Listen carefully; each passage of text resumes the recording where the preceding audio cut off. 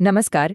अक्सर एक बात कही जाती है और हम सबने सुनी होगी, मेडिकल सबूत कभी झूठ नहीं बोलते। ये एक ऐसी धारणा है जिस पर हम आप सब भरोसा करते हैं, खासकर जब बात क्रिमिनल जस्टिस की हो। लगता है जैसे साइंस के फैक्ट्स किसी भी इंसानी गलती से कहीं ऊपर हैं। पर सवाल ये है कि क्या ये बात हमेशा सच होती है? क्या मेडिकल सबूत अपने आप में इतने पक्के होते हैं कि उन पर कोई सवाल ही ना उठाया जा सके? आज की हमारी ये पूरी पड़ताल इसी सवाल के इर्द गिर्द घूमेगी, जहां हम इस आम धारणा की एक एक परत को खोलकर देखेंगे। तो चलिए, सबसे पहले इसी बात को समझते हैं, वो सबूत जो झूठ नहीं बोलते। यहाँ हम ये जानने की कोशिश करेंगे कि आखिर क्रिमिनल केसों में मेडिकल सबूतों को इतना ऊंचा दर्जा क्यों दिया जाता है। जब कोर्ट में कोई केस चलता है तो मेडिकल सबूत को अक्सर सच बताने वाली आखिरी कड़ी माना जाता है। वो पजल का वो आखिरी टुकड़ा जो पूरी तस्वीर को एकदम साफ कर देता है। इस पूरी चर्चा में हम ये देखेंगे कि इस सबूत की जांच पड़ताल कैसे होती है, खासकर बचाव पक्ष यानी डिफेंस के नजरिए से। चलिए, अब इस धारणा की पहली परत को हटाते हैं, विशेषज्ञ की राय। ये सच है या सिर्फ एक अनुमान? यहीं से इस सोच में पहली दरार दिखनी शुरू हो जाती है, जब हम मेडिकल सबूतों की कानूनी हैसियत को समझते हैं। तो आखिर ये मेडिकल सबूत है क्या? देखिए, इंडियन एविडेंस एक्ट 1872 के सेक्शन 45 के हिसाब से इसमें डॉक्टर की जांच, postmortem report, injury certificate, DNA report, ये सब चीजें शामिल होती हैं। और इन सबको कोर्ट में पेश करने वाले डॉक्टर को एक एक्सपर्ट विटनेस यानी विशेषज्ञ गवाह माना जाता है। और यहीं पर सबसे जरूरी बात सामने आती है। कानून की नज़र में मेडिकल सबूत निर्णायक यानी कंक्लूसिव प्रूफ नहीं है, बल्कि ये राय पर आधारित यानी ओपिनियनेटिव एविडेंस होते हैं। मतलब ये कोई पत्थर की लकीर नहीं, बल्कि एक एक्सपर्ट की अपनी समझ और व्याख्या है। और देखिए, ये बात सिर्फ हम नहीं कह रहे, बल्कि सुप्रीम कोर्ट ने भी मानी है। हरियाणा राज्य बनाम राम सिंह केस में कोर्ट ने साफ साफ कहा था कि मेडिकल ओपिनियन कोई एकदम सटीक साइंस नहीं है, बल्कि ये डॉक्टर के तजुर्बे पर आधारित होता है। तो जब देश की सर्वोच्च अदालत भी इसे एक व्याख्या मानती है, तो ये अपने आप में आखिरी सच कैसे हो सकता है? अच्छा, अब एक बहुत ही दिलचस्प सिचुएशन को देखते हैं। तब क्या होता है जब किसी की आंखों देखी बात मेडिकल रिपोर्ट से बिल्कुल अलग हो? यह कई मुकदमों का सबसे बड़ा कंफ्यूजन होता है। जब एक भरोसेमंद चश्मदीद गवाह, जिसे कानून की भाषा में ऑक्यूलर एविडेंस कहते हैं, उसकी गवाही मेडिकल रिपोर्ट से मेल नहीं खाती, तो कानून अक्सर चश्मदीद की गवाही को ज्यादा वजन देता है। हाँ, यहाँ भरोसेमंद शब्द बहुत जरूरी है। इसका एक बहुत अच्छा उदाहरण है सोलंकी चिमन भाई का केस। कोर्ट ने कहा कि अगर मेडिकल रिपोर्ट और चश्मदीद के बयान में छोटे मोटे फर्क हैं तो उन्हें नज़रअंदाज कर देना चाहिए। ये दिखाता है कि हमारा लीगल सिस्टम ये मानकर चलता है कि थोड़े बहुत अंतर तो आ ही सकते हैं। तो अगर मेडिकल एविडेंस पत्थर की लकीर नहीं है, तो एक डिफेंस लॉयर इसे चुनौती कैसे देता है?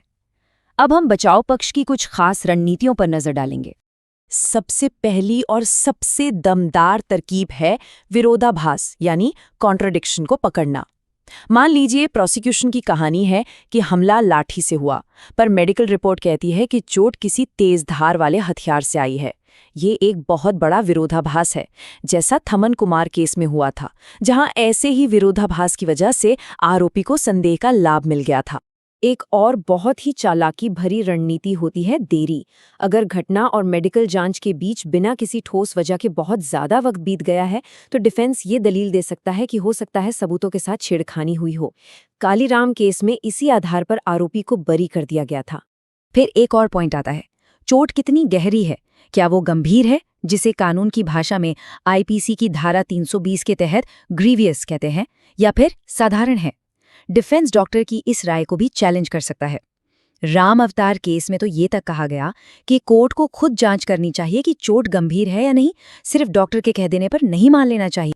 अब बात करते हैं उस पल की जब डॉक्टर खुद कटघरे में खड़े होते हैं, मतलब जब उनसे जिरा होती है, जिसे क्रॉस एग्जामिनेशन कहते हैं। यहीं पर उस एक्सपर्ट की राय की असली परीक्षा होती है।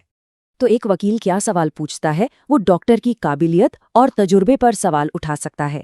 वो ये पूछ सकता है कि क्या ऐसी चोट गिरने से भी लग सकती है, या फिर हथियार के बारे में उनकी राय कितनी पक्की है। इन सवालों का सीधा मकसद होता है डॉक्टर की गवाही में शक पैदा करना। और ये बात याद रखना बहुत जरूरी है कि आखिरी फैसला तो जज का ही होता है। एक्सपर्ट की राय सिर्फ एक सलाह है, वो कोर्ट के लिए मानना जरूरी नहीं है। जज या जूरी उस राय को मानने के लिए मजबूर नहीं है। तो अब हम लगभग अपनी चर्चा के आखिर में आ गए हैं। तो चलिए सब कुछ समेटते हैं और समझते हैं कि इंसाफ के तराजू पर इन सबूतों की असली जगह क्या है। आजकल के ज़माने में डीएनए और फोरेंसिक सबूतों को बहुत ताकतवर माना जाता है, लेकिन ये भी 100% फूल प्रूफ नहीं है। एक अच्छा वकील इनकी चेन ऑफ कस्टडी पर सवाल उठा सकता है, मतलब सैंपल किस किस के हाथ से गुजरा, या सैंपल में मिलावट की संभावना, या फिर सील टूटी होने जैसे मुद्दे उठा सकता है। जैसा कि विजय सिंह केस में कहा गया था, चाहे कितना भी एडवांस्ड साइंटिफिक सबूत क्यों न हो, उसे भी जांच की कसौटी पर खरा उतरना ही पड़ता है। मतलब सिर्फ ये कह देना काफी नहीं है कि हमारे पास एक रिपोर्ट है, उस रिपोर्ट को भरोसे के लायक साबित करना पड़ता है। तो इस पूरी बातचीत से दो मोटी मोटी बातें निकल कर आती हैं। पहली, मेडिकल सबूत बहुत ताकतवर हैं, लेकिन वो आखिरी सच नहीं है। और दूसरी बात, बचाव पक्ष का काम ही यही है कि वो प्रोसिक्यूशन की कहानी में शक की गुंजाइश तलाशे और विरोधाभासों को कोर्ट के सामने रखे, ताकि सच्चाई हर एंगल से परखी जा सके। और ये सब क्यों जरूरी है? क्योंकि हमारे न्याय सिस्टम की बुनियाद एक बहुत ही जरूरी सिद्धांत पर टिकी है। सबूतों को इस तरह से चुनौती देना सिर्फ एक कानूनी दांव पेच नहीं है, बल्कि ये इस बात को सुनिश्चित करने का एक तरीका है कि किसी भी बेगुनाह को सजा ना हो। तो आखिर में ये पूरी कहानी हमें एक बहुत बड़े सवाल के सामने लाकर खड़ा कर देती है। न्याय का असली मकसद क्या है? क्या सिर्फ सच का पता लगाना, या ये पक्का करना कि किसी को सजा देने से पहले हर तरह के वाजिब शक को पूरी तरह से खत्म कर दिया जाए? इस पर सोचिएगा जरूर।